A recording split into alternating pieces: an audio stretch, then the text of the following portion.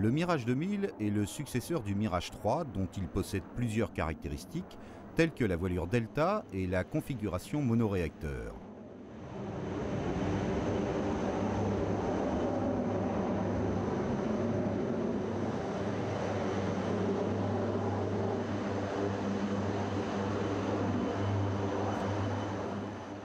C'est en 1973 que commence le programme du Mirage 2000 sur demande du gouvernement. Ce tout nouvel avion devait être capable de voler entre Mach 2,45 et Mach 3 à un plafond compris entre 22 700 et 24 400 mètres d'altitude.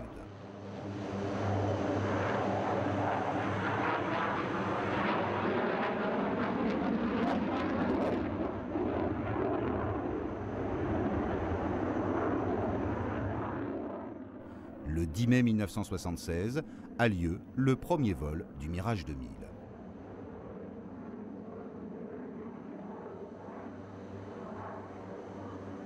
Le Mirage 2000 connaît un succès important et présente à ce jour plusieurs versions, y compris les biplaces d'entraînement. C'est un chasseur d'interception et de supériorité aérienne largement distribué à l'étranger.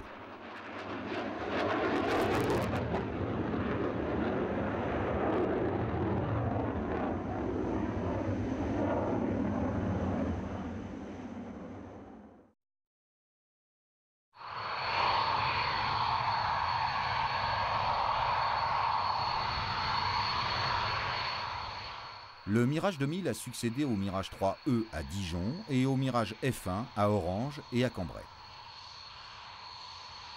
Le Mirage 2000C fait son entrée en service en 1984. Il est destiné à remplacer le Mirage F1 dans les missions de défense aérienne. Ce nouveau chasseur français apporte à l'époque une véritable évolution pour l'armée de l'air.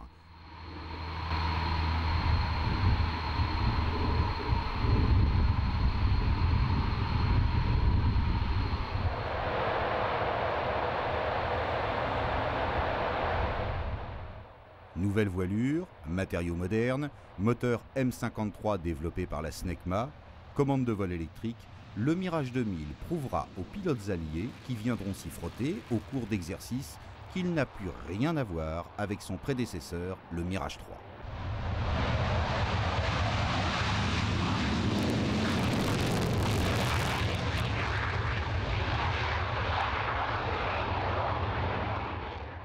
Le Mirage 2000C porte les couleurs du camouflage bicolore standard de l'armée de l'air, gris pâle et bleu.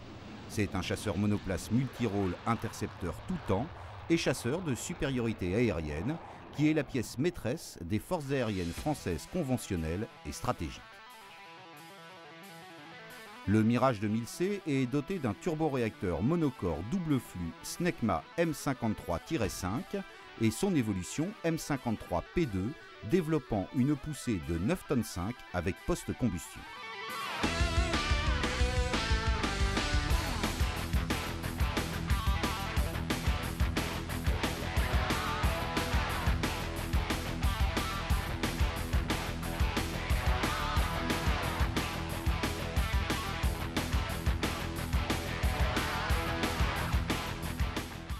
L'excellent comportement aérodynamique de la voilure Delta autorise une vitesse maximale de Mach 2,3 avec une vitesse ascensionnelle maximale de 17 000 m/min pour un plafond d'opération de 18 000 m.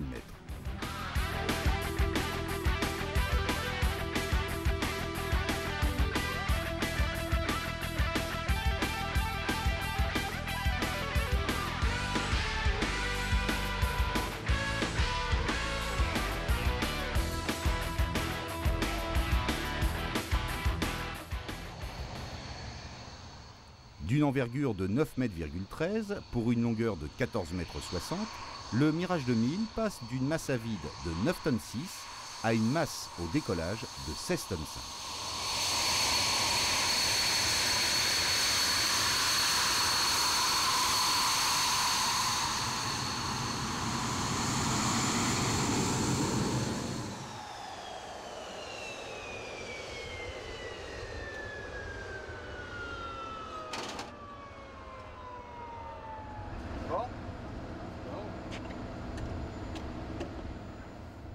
Le Mirage 2000C du début a très rapidement été amélioré grâce à la version du moteur M53 P2 et surtout du nouveau radar RDI de Thomson, remplaçant le radar RDM du début.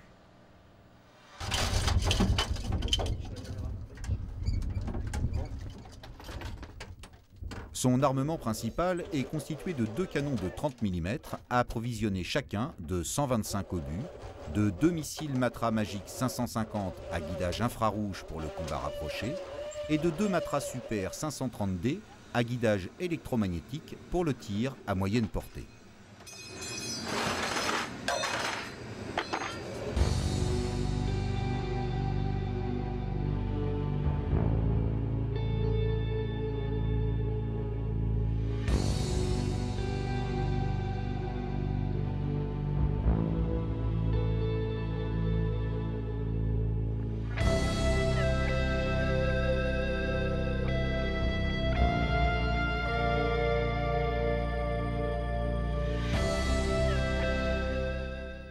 Les Mirage 2000C, tous en version RDI, qui équipent aujourd'hui 4 escadrons, ont été engagés dans la première guerre du Golfe et dans les opérations aériennes au-dessus de l'ex-Yougoslavie.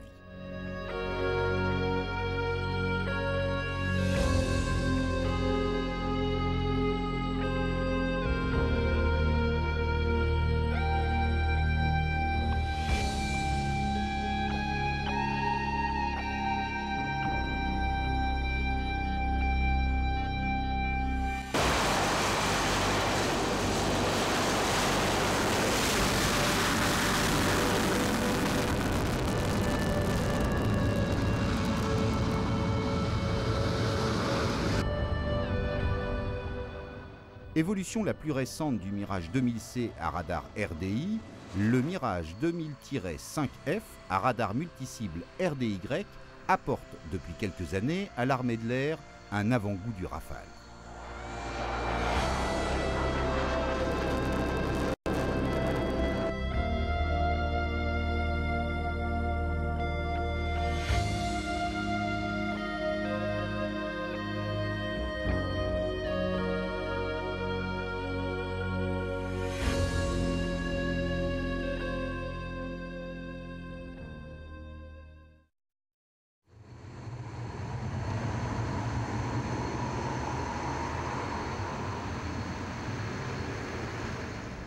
Je vous présente le Mirage 2000D qui équipe donc l'escadron de chasse d'E3 Champagne, qui est un biplace de pénétration haute et moyenne altitude et basse altitude aussi, disposant d'une gamme d'armement variée.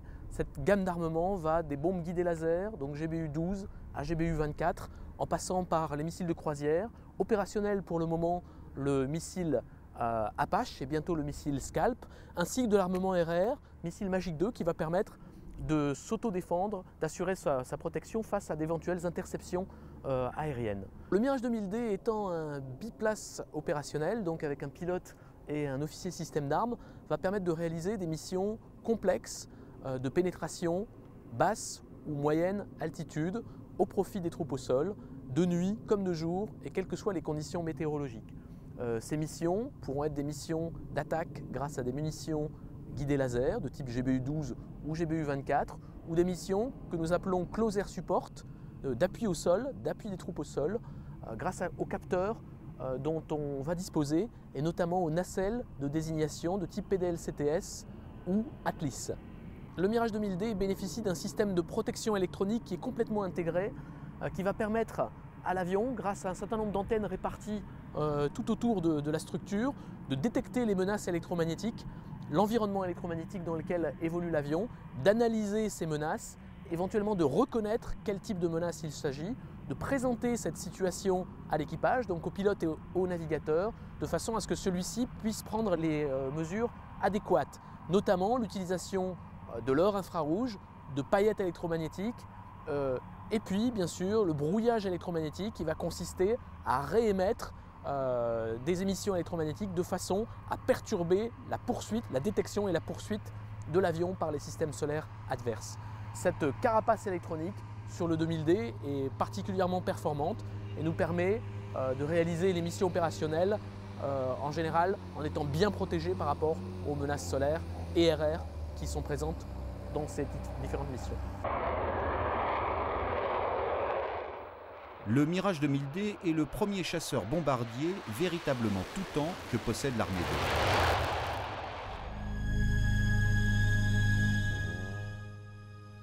À peine entré en service, le Mirage 2000D a été envoyé au combat dans le cadre de l'opération Cresserelle, au-dessus de la Bosnie-Herzégovine. Puis, il a été de tous les déploiements de l'armée de l'air, depuis l'Afghanistan jusqu'au Congo, en passant par le Kosovo.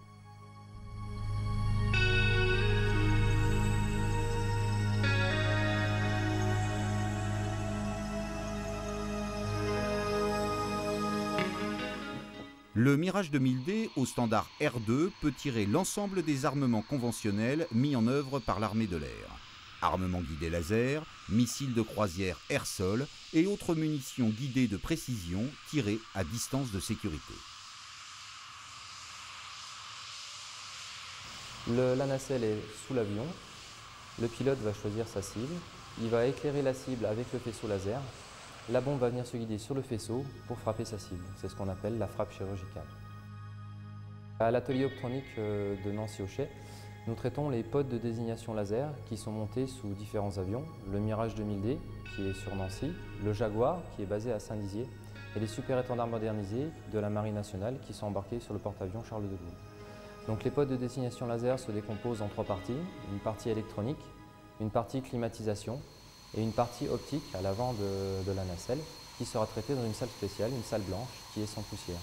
Donc dans cette partie optique, on va pouvoir s'occuper de l'émetteur récepteur laser, de la tête TV, de la caméra vidéo en fait, qui va filmer la cible.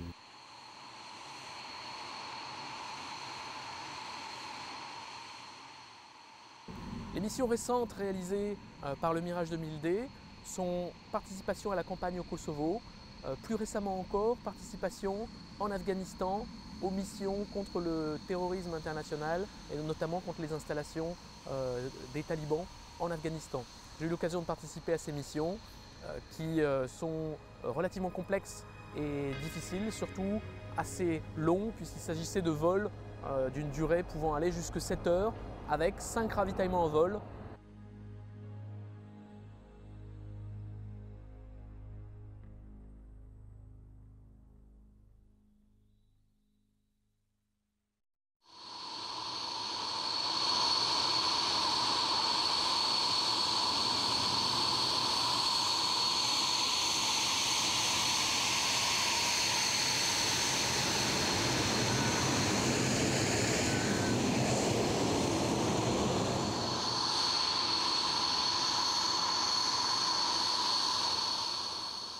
Le Mirage 2000N, N pour nucléaire, a remplacé le Mirage 4 dans les missions de bombardement nucléaire.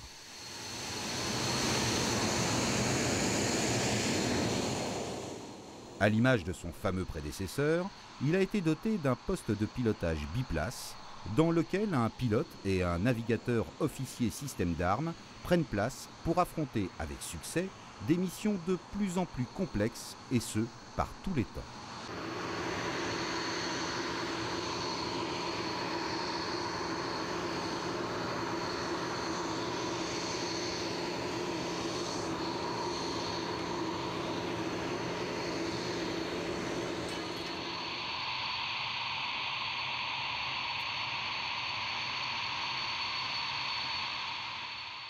Aujourd'hui, 60 appareils sont disponibles au sein de 3 escadrons des forces aériennes stratégiques.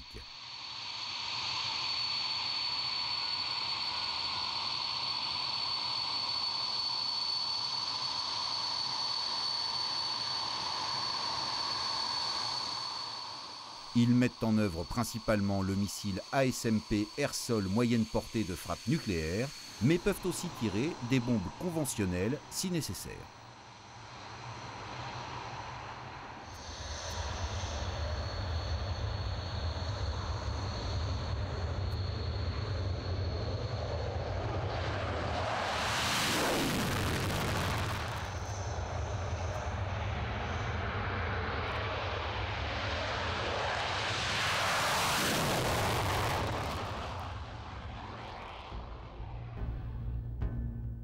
Bien entendu, sa capacité à ravitailler en vol fait du Mirage 2000N un avion apte à remplir des missions de longue durée, voire de très longue durée.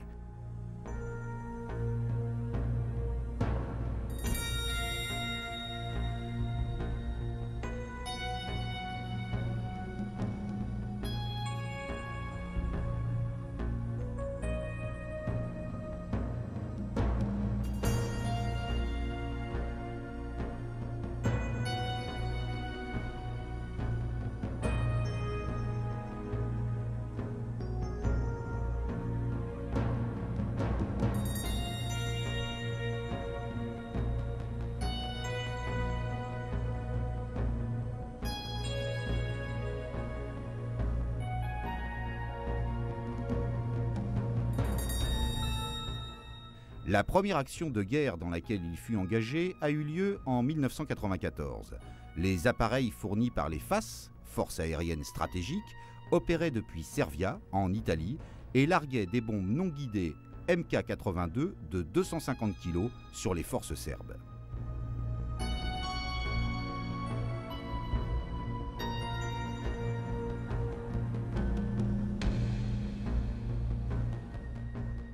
Malgré une quinzaine d'années d'activité, le Mirage 2000N reste un avion au fort potentiel d'évolution. Pour exploiter ce potentiel, l'éventail des missions sera élargi dans un avenir proche avec la création d'un standard K3. Les appareils portés à ce niveau pourront mettre en œuvre le nouveau missile ASMP et la nacelle de reconnaissance de nouvelle génération pour, à terme, remplacer le Mirage F1 CR.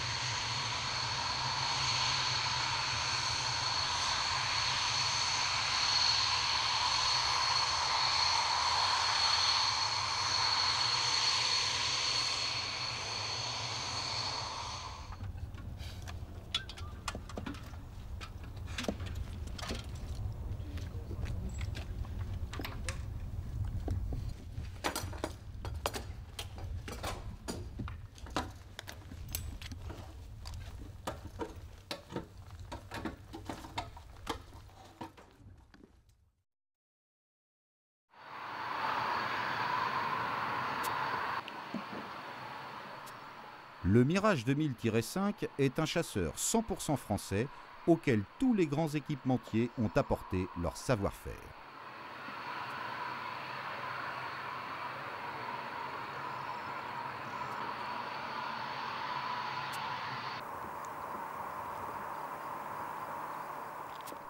Depuis le radar RDY de Thales, qui permet le tir multicible et simultané de 4 missiles Mika, jusqu'au train d'atterrissage signé Messier-Doty, le Mirage 2000-5 offre à la France une totale indépendance en matière d'avions de combat.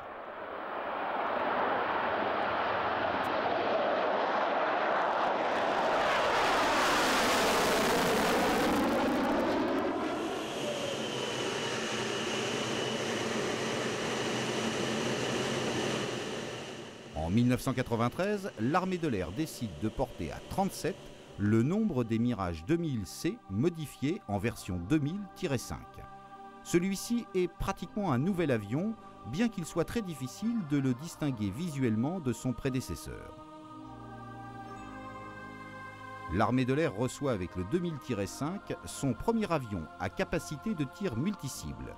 Celle-ci est articulée autour du missile Mika à guidage électromagnétique et du radar RDY.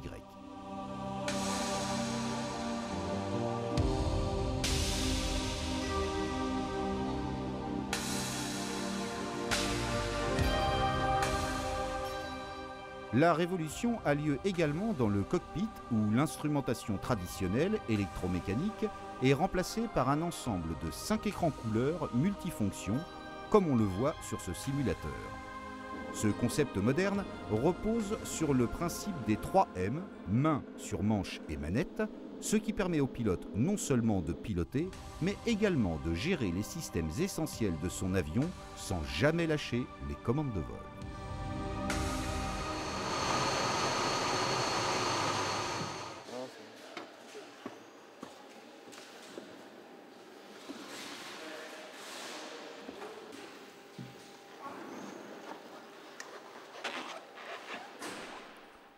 Lancée sur fonds propres par Dassault, Thales et Snecma, l'initiative de développer le 2000-5 aura donné naissance à un avion véritablement moderne aux capacités accrues.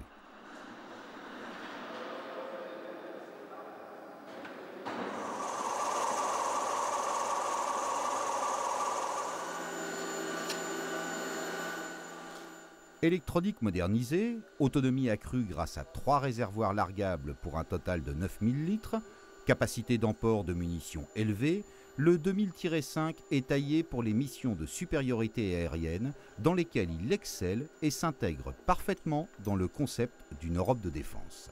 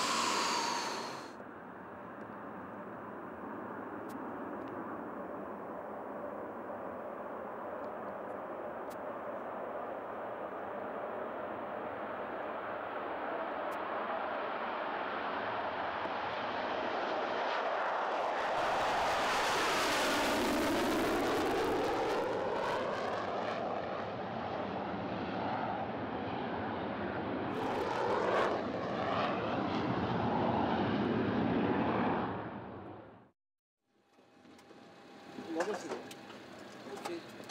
Bon bah nickel alors. Vous avez dit merci en ailleurs. Le Mirage 2000, toutes versions confondues, peut mettre en œuvre un nombre impressionnant d'armements.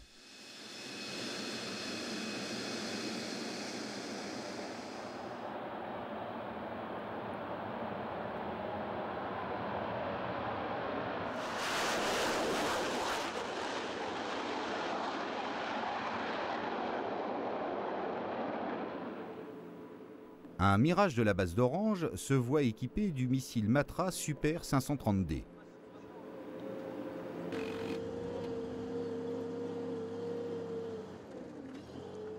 Cet avion peut emporter 2 exemplaires de ce missile à guidage électromagnétique encore employé sur les Mirage 2000C.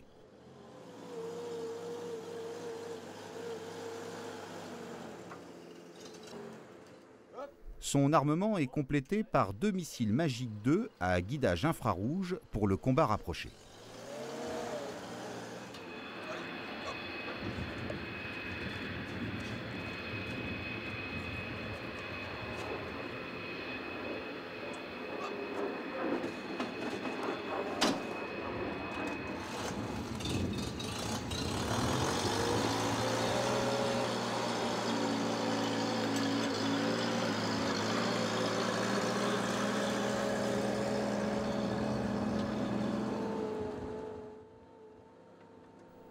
Sur ces images du CEAM de Mont-de-Marsan, un Mirage F1 va tester un nouveau lance-bombe de la société Rifo. Cet appareil est équipé de GBU ou bombes guidées par faisceau laser. Les GBU 12 et 24, selon les modèles, permettent de détruire des cibles diverses au sol, allant du simple hangar au bâtiment à structure durcie. Ces bombes sont guidées par un faisceau laser émis par l'avion ou, dans certains cas, par des troupes au sol.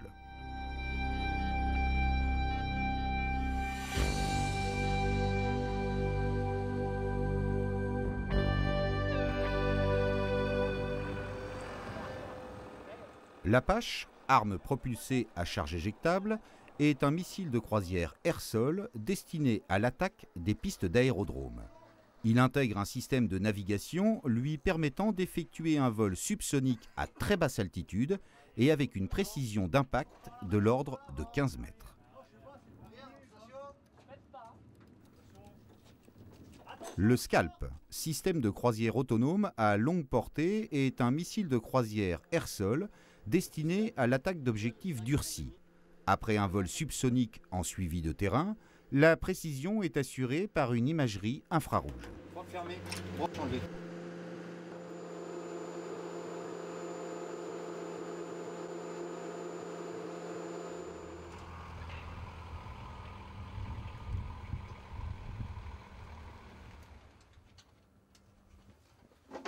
L'AS-30, ici sur un Jaguar de la base de Saint-Dizier, est un missile air-sol supersonique autopropulsé en autorotation et piloté par intercepteur de jet. Il est préguidé dans sa phase initiale et autoguidé sur une tâche laser dans la phase finale de son vol.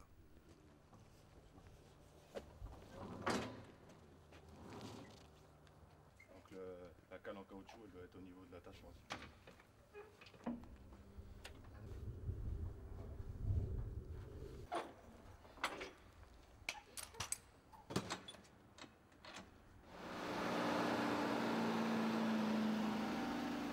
L'ASMP, missile air-sol moyenne portée à tête nucléaire, fait l'objet d'une procédure particulière et très précise pour son installation sous l'avion.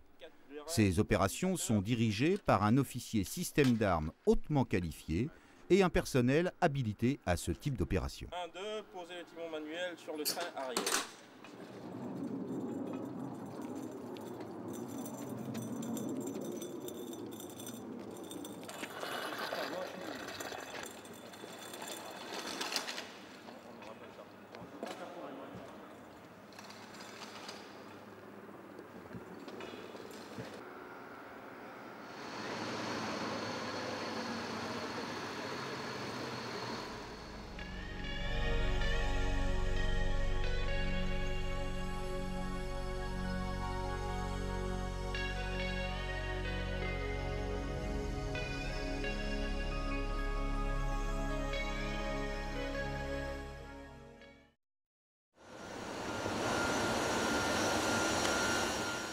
La formation et l'entraînement des pilotes passent par le simulateur.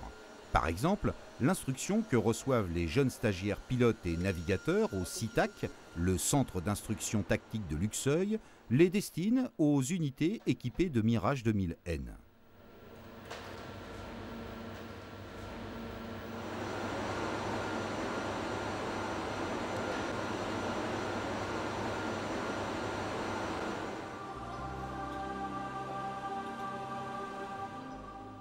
Au cours de cette formation, les équipages acquièrent les connaissances de base sur l'emploi du Mirage 2000N, de son système de navigation et d'armement.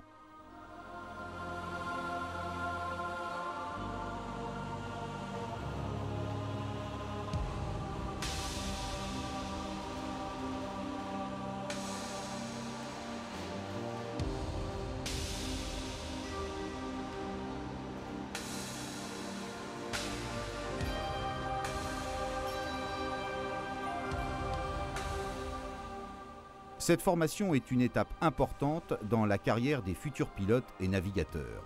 Elle est dispensée par des moniteurs chevronnés dont la formation s'étale sur une période de 12 à 24 mois selon le système étudié.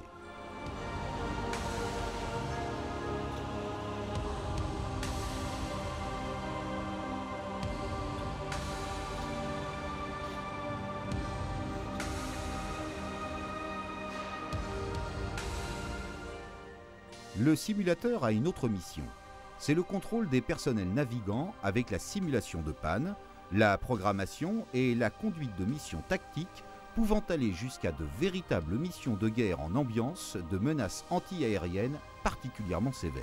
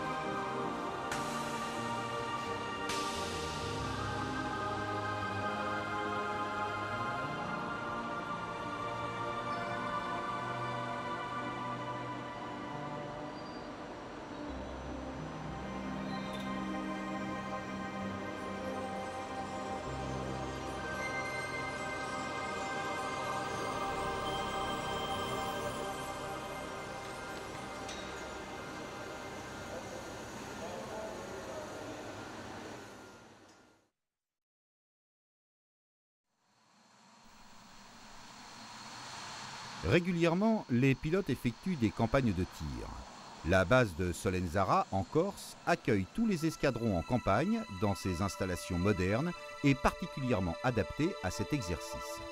Les journées en campagne sont particulièrement riches en activités et commencent dès le lever du soleil par la visite journalière des pétafs pendant que les pilotes préparent leur mission avec une extrême précision.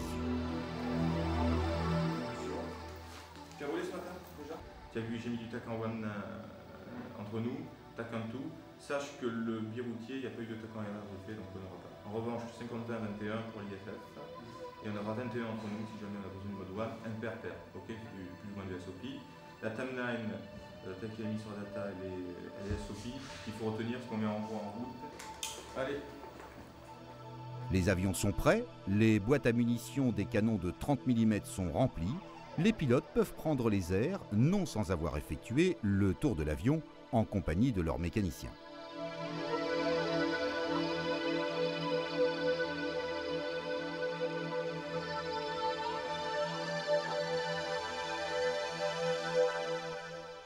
Dans le grondement des réacteurs, les premiers départs ont lieu sur le parking qui se vide petit à petit.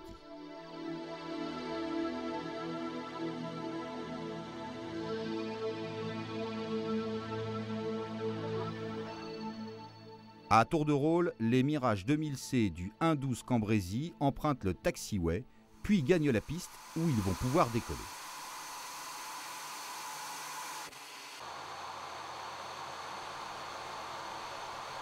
Le Jaguar, dont le rôle est de tracter la cible, part le premier, suivi du décollage des premiers chasseurs en patrouille serrée.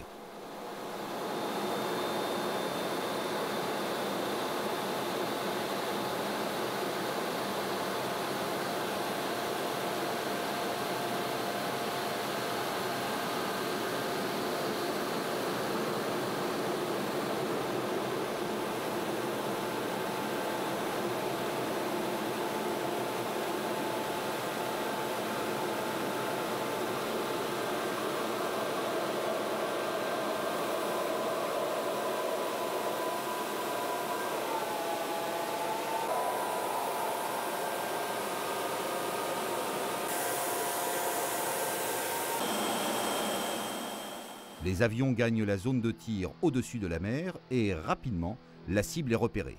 Les passes de tir vont pouvoir commencer.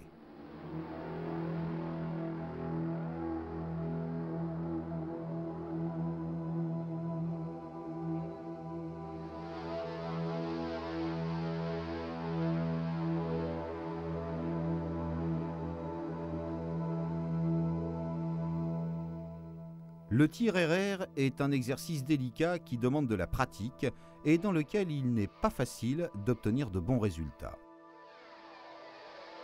Les passes vont se succéder toute la journée pour voir les résultats s'améliorer franchement.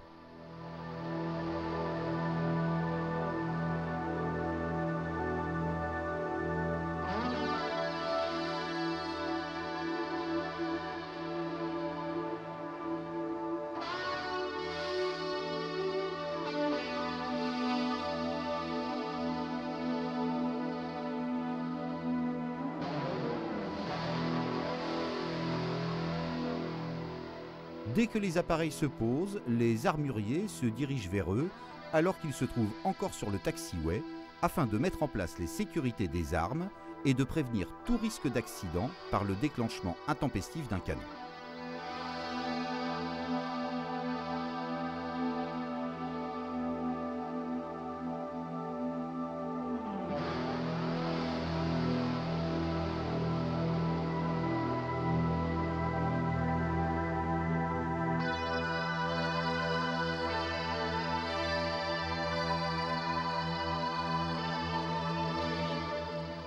De retour, les équipages sont briefés sur la séance de tir sous le contrôle de leur chef de patrouille. Pendant ce temps, l'activité ne manque pas sur le parking. Les pétafs rechargent les systèmes d'alimentation des canons de 30, pendant que se déroule le balai des camions citernes du service des essences des armées. Chaque avion engloutit 3 tonnes de kérosène par vol de 40 minutes. Au rythme de 4 vols par jour et par avion, pour une quinzaine d'avions, ce sont quelques 200 tonnes de kérosène qui devront être approvisionnés chaque jour.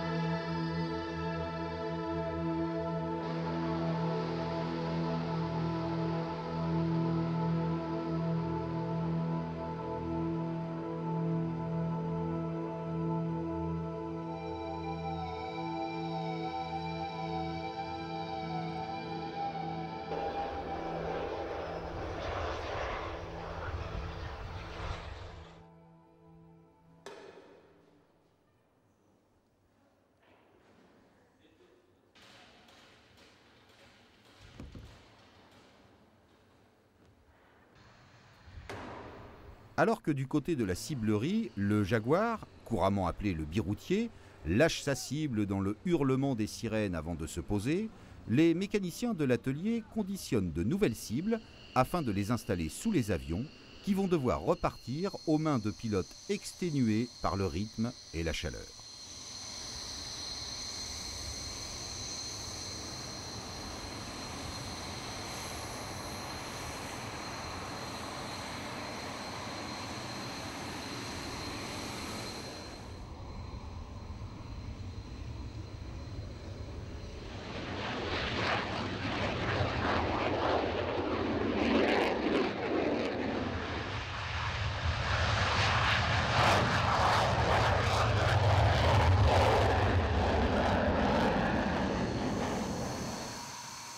Ce rythme va continuer jusqu'au crépuscule pour prendre fin tard dans la nuit, afin de mettre pleinement à profit ces campagnes qui malheureusement ne peuvent pas être répétées aussi souvent que le souhaiteraient les escadrons.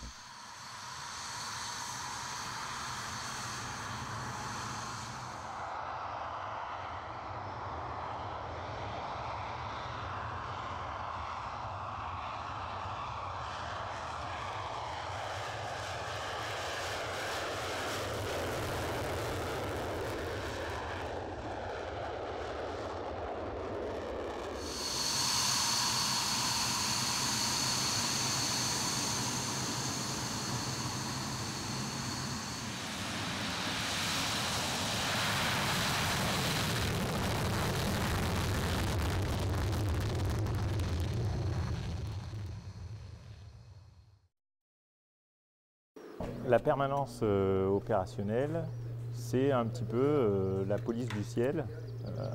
Comme on a des motards sur la route, eh ben, on a la permanence opérationnelle au-dessus du territoire français pour tout ce qui est espace aérien. Alors la journée à l'APO commence normalement à 7 h du matin. Les mécaniciens vont préparer les avions, le pilote va se préparer. Et à 7 h, on appelle le commandement de conduite des opérations aériennes pour dire on est prêt. Et cela jusqu'à indéterminé, mais généralement aux alentours de 23 h le soir. Oui, bonjour, commandant Arnaud. C'était pour vous dire que c'est Marco 17 qui passe en 7 minutes. Alors dès que je suis rentré de mission, les mécaniciens s'affairent autour de l'avion pour faire le plein, repréparer l'armement et pour rendre l'avion le plus tôt possible opérationnel pour qu'à nouveau on soit prêt et en alerte. C'est-à-dire qu'en fait, en gros, en moyenne, on va dire une demi-heure à 3/4 d'heure après que je sois posé, je devrais être prêt à repartir en cas d'alerte.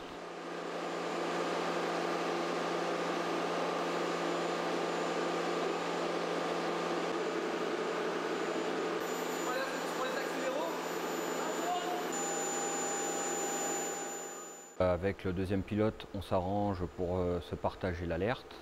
Donc si on a à peu près 16 heures à faire dans la journée, eh bien on se partage avec un pilote qui commence le matin, ensuite le deuxième qui le remplace dans la journée et le pilote du matin qui va finir la soirée. Et ensuite c'est essentiellement de l'attente avec bien sûr petit déjeuner, déjeuner, dîner, le tout sur place. Ah mince, c'est pour les dire. Vous voulez de la sauce? Écoute, maman.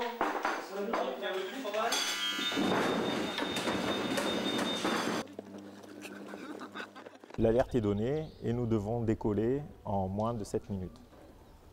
Donc ça nécessite des contraintes de mise en œuvre très courtes qui font que les pilotes sont en permanence équipés et les avions préparés, prêts à décoller avec les sécurités armement relevées de manière à pouvoir gagner le maximum de temps possible.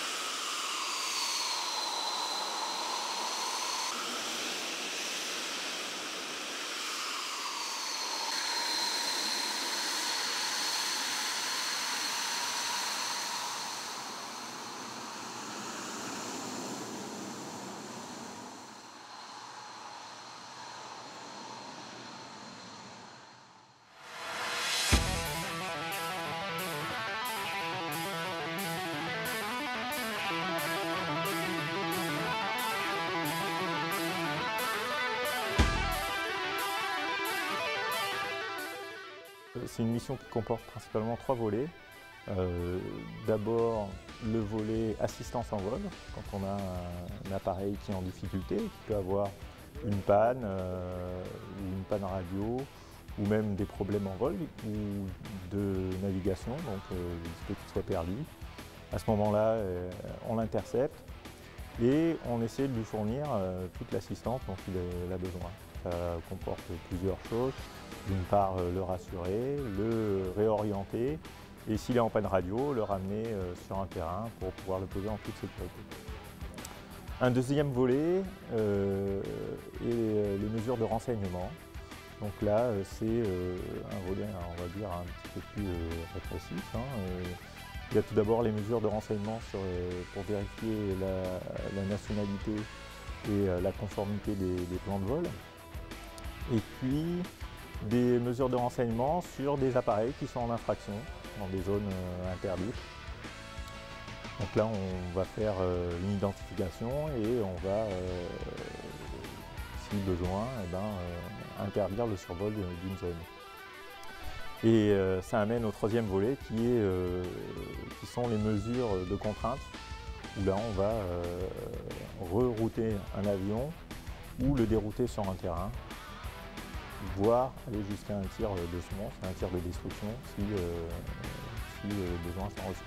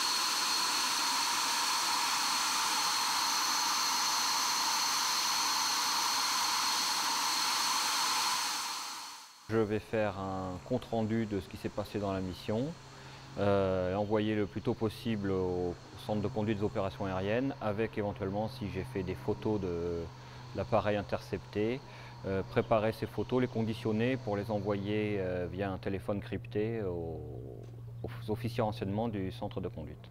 D'accord. Donc alors tu m'as dit que tu avais intercepté un super étendard.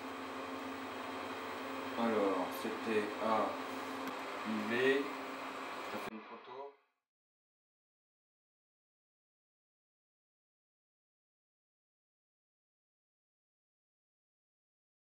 Le Mirage 2000 est un avion bien né.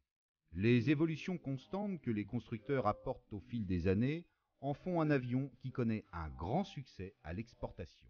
En effet, de nombreux pays en ont doté leurs forces aériennes. Parmi eux, on trouve la Grèce, avec 36 Mirage EG, l'Inde, avec 42 Mirage 2000 EH, et l'Égypte, avec 16 Mirage 2000 EM.